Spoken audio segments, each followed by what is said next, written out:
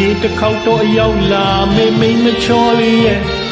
ရောက်ပွင့်တဲ့ရက်ကိုလေးတွေးဆွေးမိတယ်ဟောအပြုံးကလေးနဲ့မသိသလိုကွယ်လန်းသွားရက်တဲ့ဒီနေ့တရားမမောင်ကိုလေးခွဲခွာတာလား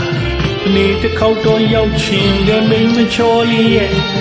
ရောက်ပွင့်တဲ့ရက်မှာသူတွဲနှွေးကြမယ်တွေ့တော့မှတစ်စိမ်တွေလို့စိတ်မသွားနဲ့ဝဲဒီနေ့တရားမမောင်ကိုလေးစွန့်ခွာမှာလားယူဟာ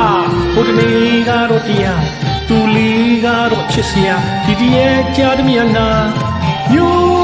ကြ